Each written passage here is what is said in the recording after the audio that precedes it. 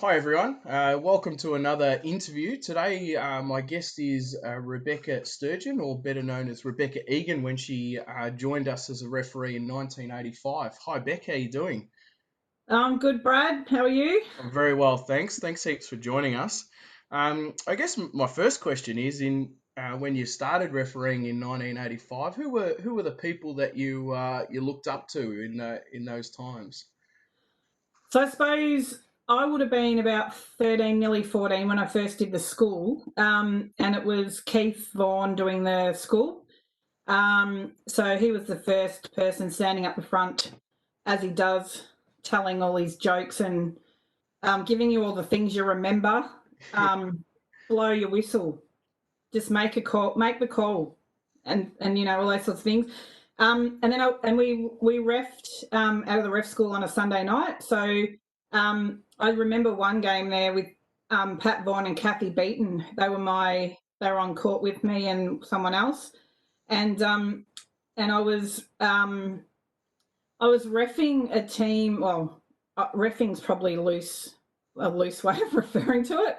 I had a whistle, and I was running up and down the court, and it was a Vermont team, and I played for Vermont in married women, not married women's A grade women, and I thought I was playing, so I grabbed the ball. Someone passed it near me, and I reached out and grabbed it instead of getting out of the way. You did a Peter Carey, did you? What I was doing. And then Pat Vaughan was like, "Yeah, no, Becky, you are not," because she calls me Becky. You are not playing when you're in the black and white. So I'm like, "Yep." So learnt that the hard way. And then I suppose I refed on a Saturday morning, and Kathy Beaton was the supervisor for the first probably 12 or 18 months. And then Bev Agenbar probably would have been my biggest influence, I'd say. Um, I don't know how many years I refed on a Saturday, but yeah, that was pretty much my life. Every Saturday down at Bronya Basketball Stadium, or going out to one of the other stadiums and um, sorting stuff out, filling in, organising stuff. Yeah. That's awesome. You spent some time on the committee and also as a supervisor. What's your memories of those times? Oh, well, I can 100% blame Bev Agenbar for that. So she dragged me, and she was just like that. She used to rope everyone in for everything. So she got me in, and I don't know what my role was because I had a number of different roles on the committee, but I really liked just being a part of it. And I think that's kind of my thing because I wasn't. Don't get me wrong. I think I was a reasonable ref. I was an A level one, but I'd never went on and refed all these other big things that all these amazing other people are doing.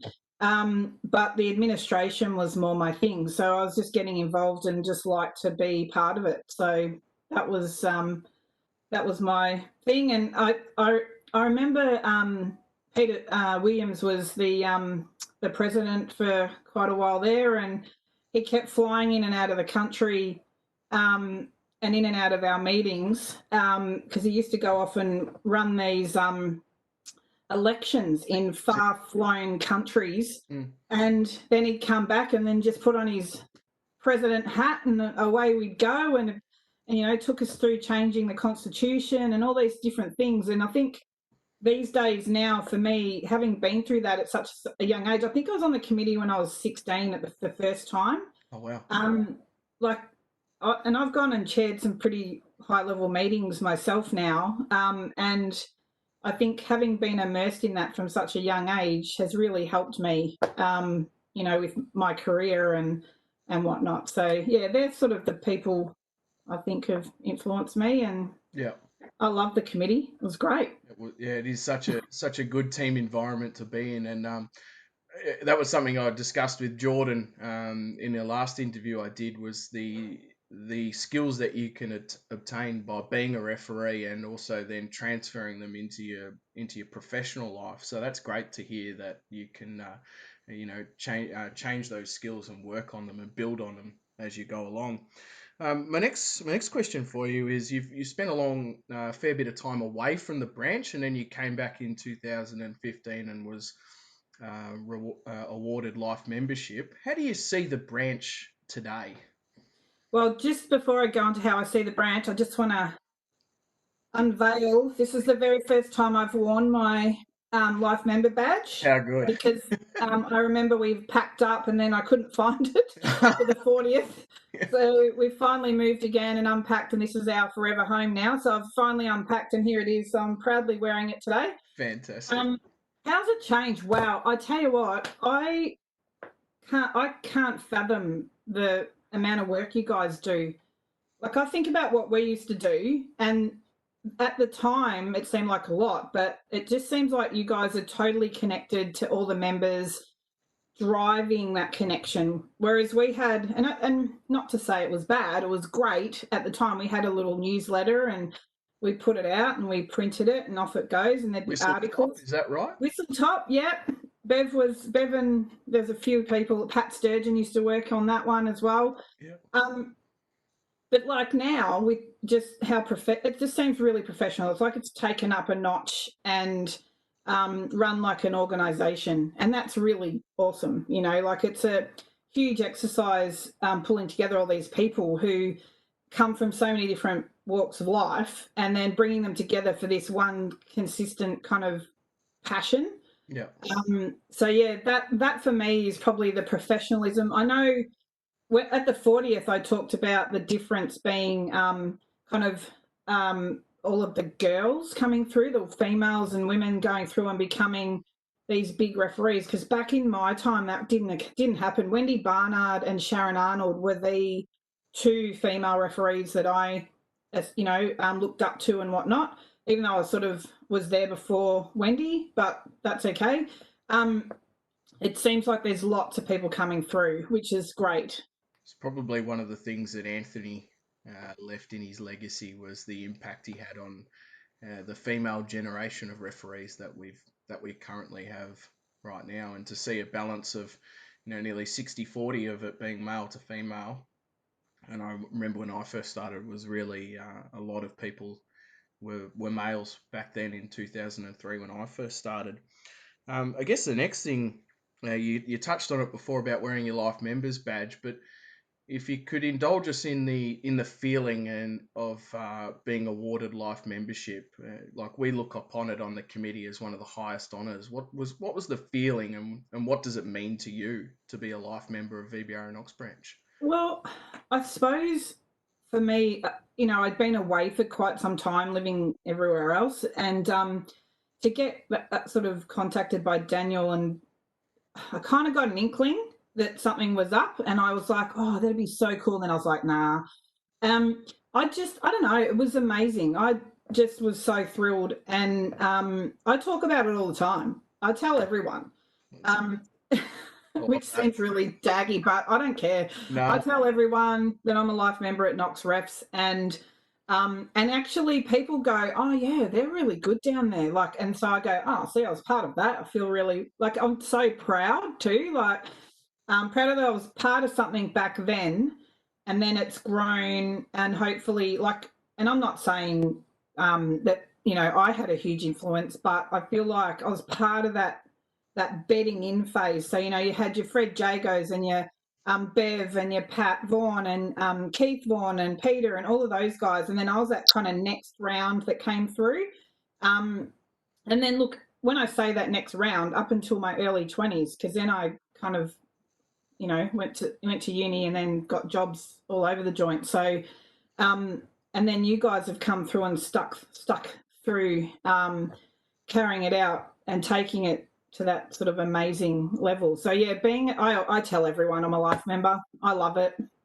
That's so cool. That is awesome. I love that response, and I think it's just amazing that you're able to describe it the way you have, because from where I sit, being a life member is one of the highest honours you could ever receive of any organisation, not just of ours.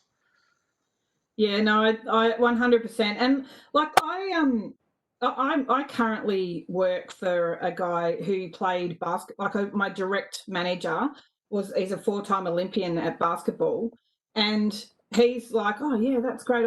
Knox is great. So yeah, I don't know, just That's awesome. everyone knows Knox. I love They it. know that it's like the biggest best place. I was talking to a gentleman the other day.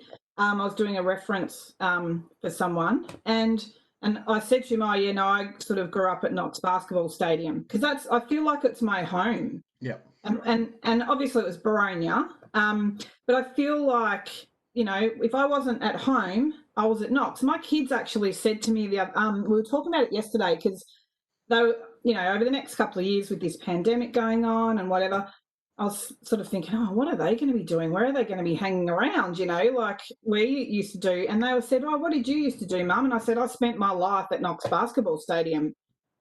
Yeah. Oh, did you? Oh, that's what I did. Yeah. Nearly every day of the week, I would have been there, whether I was playing or reffing. So yeah. Cool. That's awesome.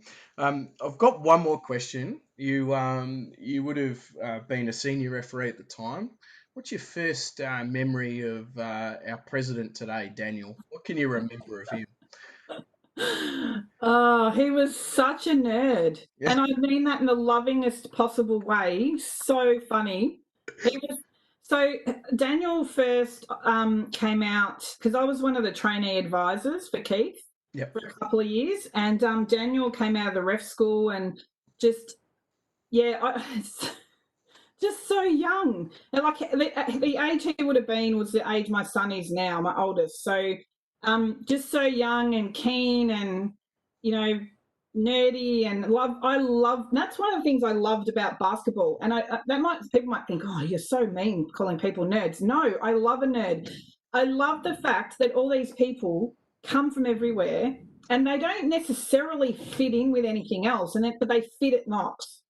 And Daniel, I'm not saying he was a nerd or whatever, but like he was just so keen and happy and got in and eager to learn and listened and yeah, so I remember having him. I was his whatever you call it when they're on the court and they're running up and down. What do you call them? Forgotten now. Mentor. You Yeah, mentor.